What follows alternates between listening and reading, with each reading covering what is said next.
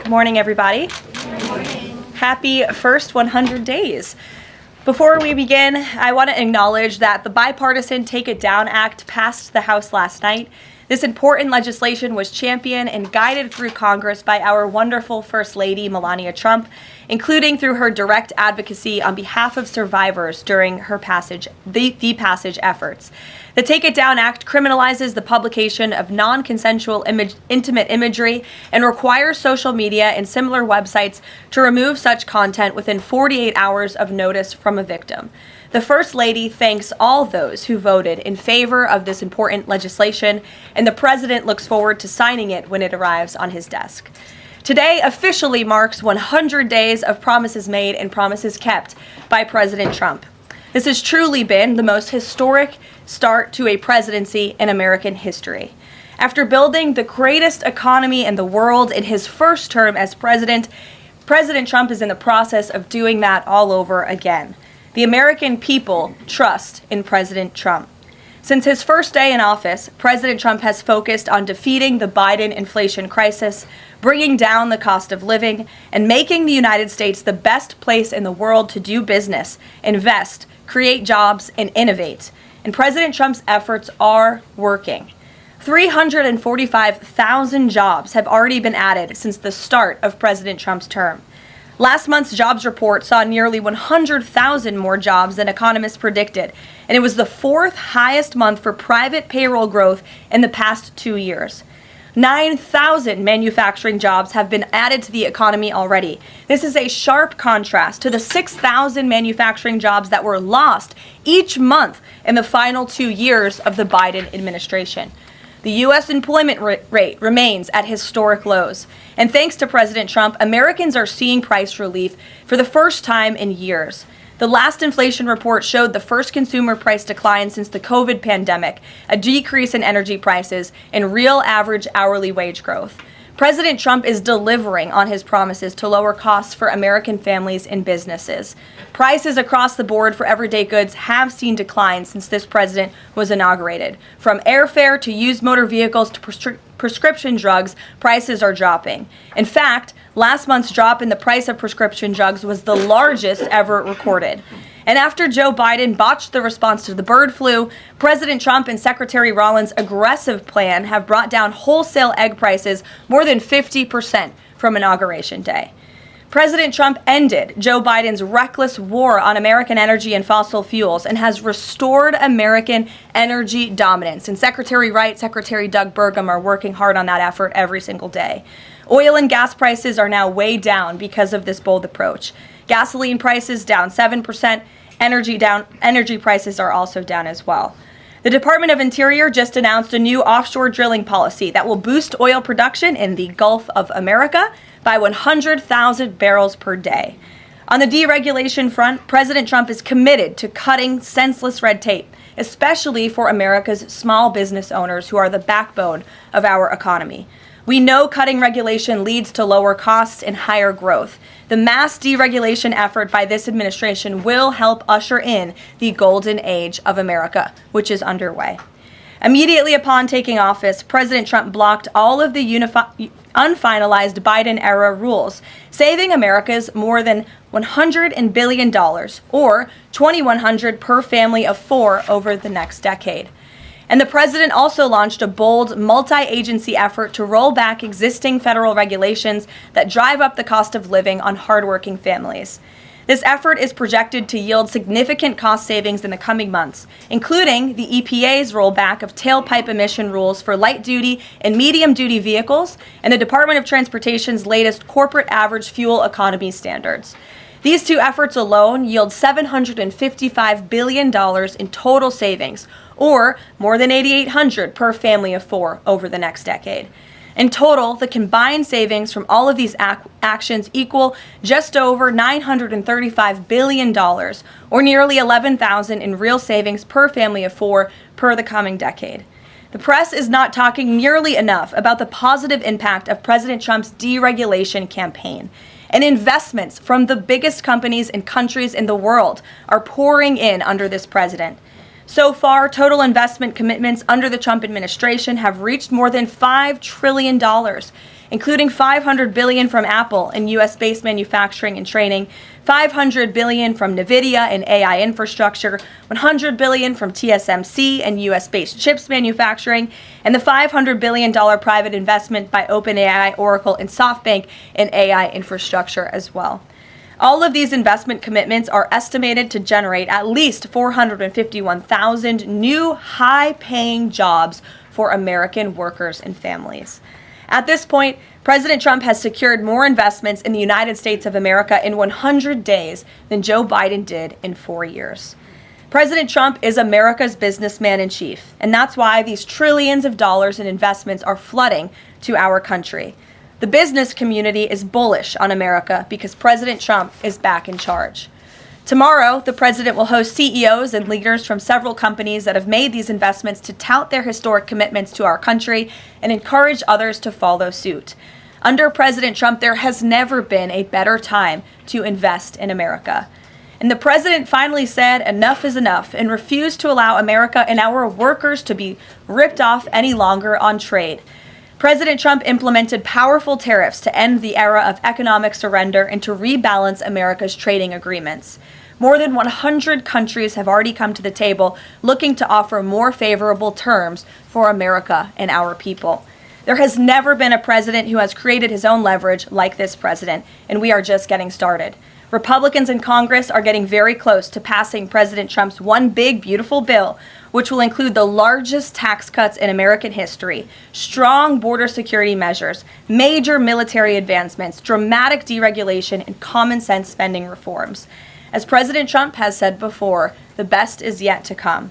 For more on President Trump's economic successes so far and the plans ahead, I want to pass it off to our incredible Treasury Secretary, Scott Bessent, who is here today, and we will open it up to questions. In our new media seat, we have Brendan Peterson, the financial services reporter for Punchbowl News. Punchbowl News covers power, people, and politics based in Washington, D.C., laser focus on Capitol Hill, the politics of legislating, founded in 2021, and it is the first newsletter that Capitol Hill and the White House reads every morning in the middle of the day and throughout the evening. Thanks for being here with us, and we'll start with you today. Thanks so much for being here. I have a question for Secretary Bessent. On tariffs, the president said over the weekend that we are hoping that maybe tariff revenues could replace income tax. But we also keep hearing about the deals that the administration is pursuing. So my question is, what is the White House's ultimate objective here? Do you want to have long-term tariff revenue or deals that might reduce those tariffs? I think it's a combination of both. So we're going to take in long-term tariff revenue. We put a process in place. We have 18 important trading relationships. We will be speaking to all of those partners, or at least 17 of them, over the next few weeks. Many of them have already come to Washington. What President Trump is referring to is the ability for tariff revenue to give income tax relief. And I think there's a very good chance that we will see this in the upcoming tax bill. The president campaigned on no tax on tips, no tax on Social Security, no tax on overtime, and the restoring interest deductibility for autos, for American-made autos. So tariff income could be used for tax relief on all of those immediately. So you think that there is a role for significant tariff revenue in U.S. fiscal policy? I think that it is something that got put away a long time ago, and I think that tariffs will bring back American manufacturing and generate substantial revenues. On manufacturing, we've seen some pretty grisly surveys this month from the Philly Fed, which saw the biggest drop since May of 2020, and the Dallas Fed, similar plunging outlook, poor shipping orders. what are American manufacturers not understanding about your push for onshoring in the U.S.? Well, I think I was in the investment business 35 years, and I learned to ignore the survey data and look at the actual data, and the actual data has been quite good. The job data is good. Americans keep spending, and as Caroline said, we have these incredible commitments to bring manufacturing back on shore with record investment by domestic corporations and foreigners who want to come into the U.S. Thank you so much, Caroline. Thank you, Mr. Secretary. The Chinese continue to say that the U.S. and China are not engaged in any consultation or negotiation on tariffs. You recently said you've talked to your counterpart, but more about, quote, traditional things like financial stability. So can you clarify, is the administration talking to Beijing specifically about tariffs or not? Well, we're not going to talk about who's talking to whom, but I think that, over time we will see that the Chinese tariffs are unsustainable for China. I've seen some very large numbers over the past few days that show if these numbers stay on, Chinese could lose 10 million jobs very quickly, and even if there is a drop in the tariffs, that they could lose 5 million jobs. So remember that we are the deficit country. They sell almost 5 times more goods to us than we sell to them. So the onus will be on them to take off these tariffs. They're unsustainable for them. And they are saying you guys are not talking about it. So is that true? Look, they have a different form of government. They're playing to a different audience. So I'm not going to get into the nitty-gritty again of who's talking to whom. But as I said, I believe for the Chinese, these tariffs are unsustainable. And very quickly, 2 days ago, you said you didn't know if President Trump had spoken to Xi Jinping. Do you know now? Again, I would say Caroline and I have a lot of jobs around the White House. Running the switchboard isn't one of them. Bloomberg, go ahead. Secretary Bisson, thank you so much for being here this morning. You've talked about the importance of giving investors certainty when it comes to the market, yet the Trump administration is continuing to negotiate several complex trade deals in a very sort of compressed time frame.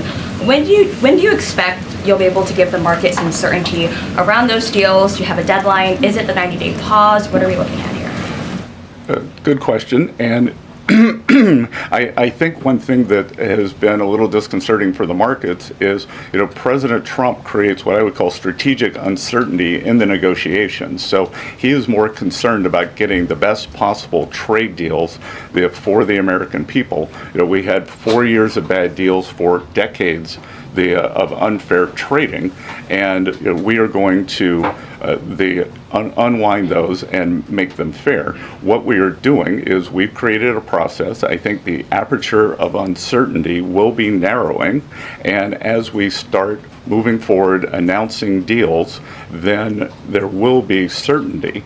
But certainty is not necessarily a good thing in negotiating. Mr. Secretary, last night there were reports on the administration sort of walking back a little bit on the auto tariffs. Can you sort of just elaborate on that decision there and what we can expect going forward, and why sort of the shift in those auto tariffs? Well, President Trump has had meetings with both domestic and foreign auto producers, and he's committed to bringing back auto production to the U.S. So we want to give the automakers a path to do that quickly, efficiently, and create as many jobs as possible. Jasmine. Thank you so much, Caroline. Thank you, Secretary. Back on China, does the administration anticipate supply chain shocks or supply shocks coming now that cargo shipments from China are significantly down? And if so, are there plans in the process of how to address that? I wouldn't think that we would have supply chain shocks, and I think retailers have managed their inventory in front of this. I speak to dozens of companies, sometimes daily, but definitely weekly, and they know that President Trump is committed to fair trade and have planned accordingly. And then second question, can you outline the timeline for when you think some of these deals, particularly with your Asian countries like India, Japan, South Korea, you may have an announcement? I'm glad you brought up our Asian trading partners and allies. They have been the most forthcoming in terms of doing the deals. As I mentioned, Vice President Vance was in India last week. I think that he and Modi made some very good progress, so I could see some announcements on India. I could see the contours of a deal with the Republic of Korea coming together, and then we've had substantial talks with the Japanese. Andrea? Secretary Bessent, just continuing on the path of the sort of like progress. You said yesterday, I think, that it was could happen as early as this week or possibly next week. Can you give us a bit of a timetable? And then I wanted to ask about South Korea specifically. They've said that they probably won't be able to make a comprehensive deal until early July because of their elections. Japan also has elections. And to what extent are domestic factors complicating your efforts? Canada just had an election. You know, are you seeing that you might have to think about delaying the 90 days? Well, I would actually take the opposite tack, that I think from our talks that these governments actually want to have the framework of a trade deal done before they go into elections to show that they have successfully negotiated with the United States. So we are finding that they are actually much more keen to come to the table, get this done, and then go home and campaign on it. Sean? I'm sorry, did you have a comment on whether something could happen this week or next week? For a deal. So, you know, you said yesterday. Again, I think that we are very close on India. And in India, just a little inside baseball, in India, in a funny way, is easier to negotiate with than many other countries because they have very high tariffs and lots of tariffs. So it's much easier to confront the direct tariffs when as we go through these unfair trade deals that have been put in over decades, that the non-tariff trade barriers can be much more insidious and also harder to detect. So a country like India, which has the posted and ready tariffs, it's much easier to negotiate with them. So I think the India negotiations are moving well. Sean, go ahead. Hi, Mr. Secretary. So it was reported this morning that Amazon will soon display a little number next to the price of each product that shows how much the Trump tariffs are adding to the cost of each product. So isn't that a perfect crystal clear demonstration that it's the American consumer and not China who is going to have to pay for these policies? I will take this since I just got off the phone with the president about Amazon's announcement. This is a hostile and political act by Amazon. Why didn't Amazon do this when the Biden administration hiked inflation to the highest level in 40 years? And I would also add that it's not a surprise because, as Reuters recently wrote, Amazon has partnered with a Chinese propaganda arm. So this is another reason why Americans should buy American. It's another reason why we are onshoring critical supply chains here at home to shore up our own critical supply chain and boost our own manufacturing here. Is Jeff Bezos still a Trump supporter? Look, I will not speak to the president's relationships with Jeff Bezos, but I will tell you that this is certainly a hostile and political action by Amazon. And Secretary, if you have anything to add. Yeah, I would also add that the bringing down the terrible Biden inflation has been a priority for the first 100 days of the Trump administration, and President Trump has done a great job of leading that since January 20th. Interest rates, mortgage rates are down, gasoline and energy prices are down. We're expecting the further decreases. And as Caroline said, the big tax on consumers that goes unnoticed is deregulation or regulation, and we are deregulating and bringing that down. So, from a household income point of view, we would expect real purchasing increases. We've seen them over the first 100 days, and we would expect that to accelerate.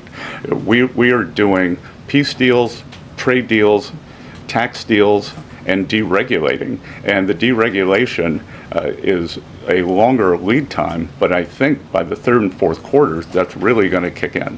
Kelly, go ahead. Thank you, Caroline. A question for you and Secretary Bessent.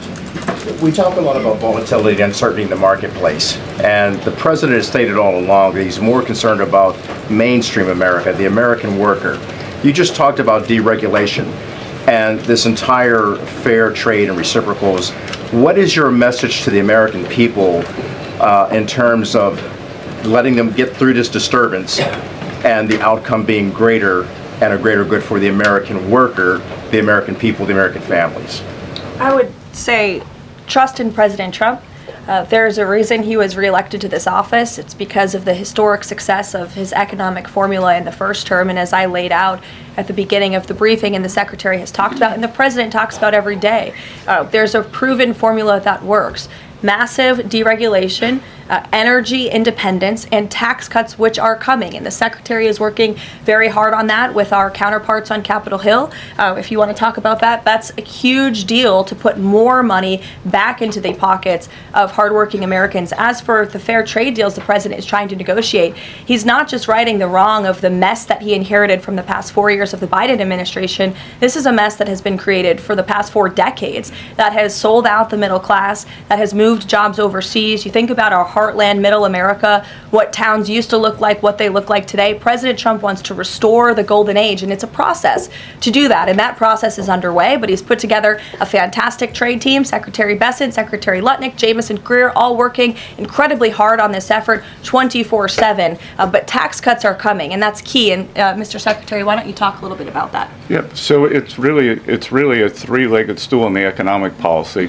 It's trade, it's tax, and it's deregulation. So we are in the midst of addressing, as Caroline said, these long-term trade imbalances. The tax bill is going much better than I would have thought when I took office on January 28th, and that's through President Trump's leadership. That Speaker Johnson, Leader Thune are united. Speaker Johnson, we had a very good meeting yesterday with somebody called the Big Six, NEC Director Kevin Hassett, myself, Speaker Johnson, Leader Thune, Committee Chairman Jason Smith, and Senator Crapo.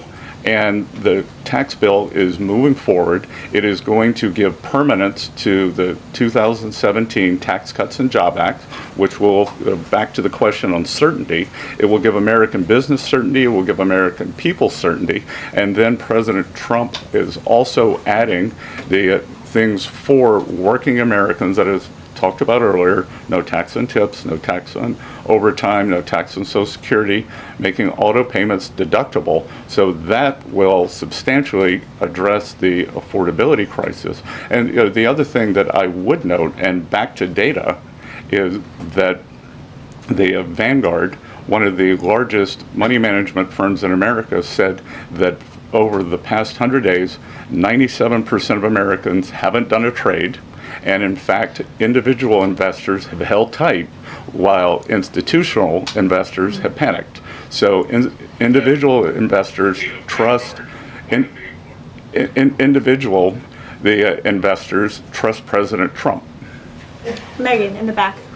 Thank you both. Can you detail for us exactly what we should expect as far as relief on the auto tariffs front? And then further, Mr. Secretary, should we expect other industries to also get relief the way we've now seen for auto and tech as well?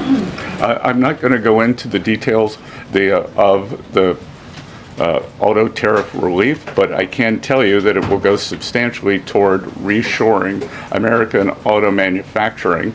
And again, the goal here is to bring back the high quality industrial jobs to the U.S. President Trump is interested in the jobs of the future, not the jobs of the past. We don't need to necessarily have a booming textile industry like where I grew up again, but we do want to have precision manufacturing and bring that back. And another important, very important function of this that does not get talked about enough is national security. President Trump, his overriding the concern and belief is that economic security is national security is economic security. And we saw during COVID that our supply chains got cut off. And we need to bring back a lot of those supply chains, whether it's in semiconductors, medicines, the steel, and we have to onshore those. So it's a combination of making trade free and fair and remedying this gaping national security hole that he was left with. And if I could on China. I would just add, Megan, the president will sign the executive order on auto tariffs later today, and we will release it as we always do. Go ahead. Secretary, any updates on the negotiation with the European Union? And is it hard to negotiate with the European Union? Pardon? Do you have any updates on the negotiation with the European Union? I'm more involved in the Asian negotiations. My observation would be, goes all the way back to Henry Kissinger's statement, when I call Europe, who do I call? So we're negotiating with a lot of different interests. Some of the European countries have put on an unfair digital service tax on our big internet provider. France and Italy, other countries, Germany and Poland, don't have that. So we want to see that unfair tax of one of America's great industries removed. So it's going to be a give and take. So they have some internal matters to decide before they can engage in an external negotiation. Edward. Yeah, thanks, Caroline. Mr. Secretary, so contacts I have in the business community say that they're basically frozen for long-term investment because of the uncertainty around tariffs. How long do you think President Trump has to make a deal before there's damage to the economy? Look, I think that what we're seeing is that business leaders, they've gone into a pause, and I think we're going to give them great certainty on this tax bill. And I think over the next couple of weeks, as I said, we have 18 important trading relationships. We'll put China to the side. 17 they are in motion. And then, as I said yesterday, I think there's a very good chance we're going to get this tax bill done. And the tax bill is going to be very powerful for domestic U.S. investment. So what we are going to do, one of the most powerful parts of President Trump's 2017 tax bill was full expensing of equipment. We are going to make that, as President Trump said in his speech to Congress, that will be retroactive to January 20th. The other thing that we are looking to add is full expensing for factories. So bring your factory back. You can fully expense the equipment and the building. We will couple that with deregulation, cheap energy, and regulatory certainty, and that will continue to make the U.S. the greatest destination for domestic and foreign investment.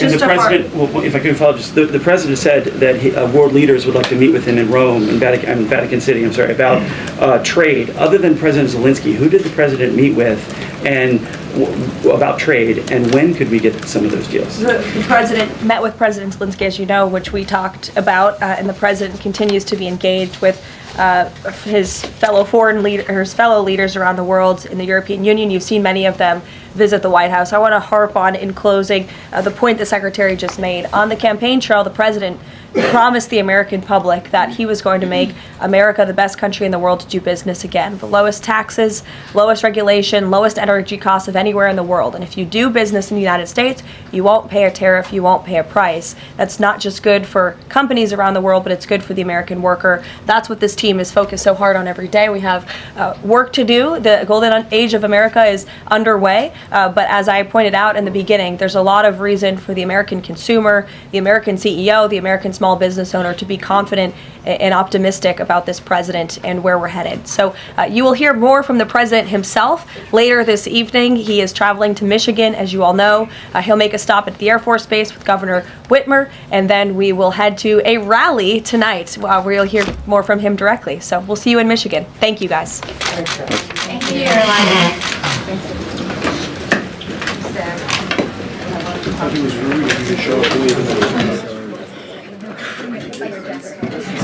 Just my